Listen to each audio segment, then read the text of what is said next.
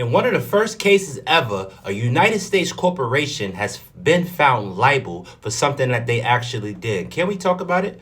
Chiquita, the banana and fruit company, has been found guilty in Colombia of paying Colombian rebels and terrorists $38 million to fight the locals. And if you didn't know, you didn't know. Have you ever heard of the term banana republic?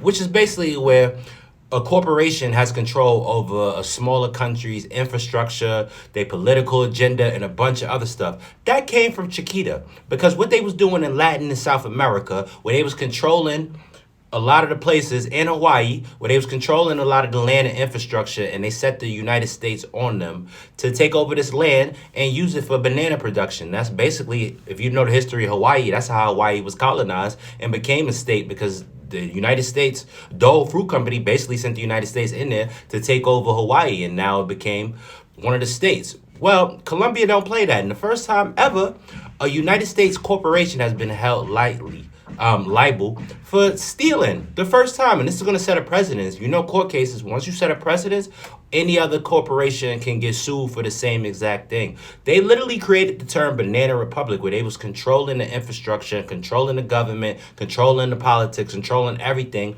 of these lesser nations. And these nations are waking up to this imperialism that the United States is on. Now Chiquita got to pay because y'all want to send money to rebel groups. Again, this is straight out the CIA's handbook, straight out these corporations' spy espionage handbooks. You fuel one side to fight the other side.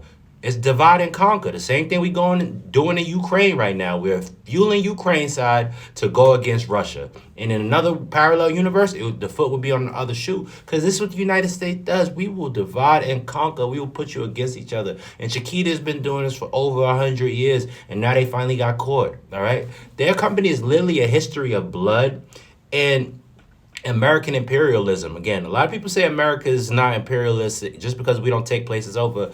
Go check Latin America and all of these proxy countries and all of these other countries, and then come back to me and let's talk about it in the comment section. Because this is now set a precedence, because any corporation gets sued for funding rebel activities. Oil companies do it, car companies do it, any other manufacturing company with a large enough amount of capital and a large power that have a manufacturer base in another country, they're going to try to co-opt the locals and try to co-opt the government to exploit the resources as much as they can. This is what the human agenda is. We're going to exploit till we can't exploit no more. Some people live off of that. And remember, corporations are not real people, not real things. So they have no legal obligation. But now they set a precedence, and Chiquita got to pay up to Colombian, the families of the people that got unalive because of their policies. They directly gave 38 million to the rebels, people that they knew, and they knew what they was going to do with this. All right, bad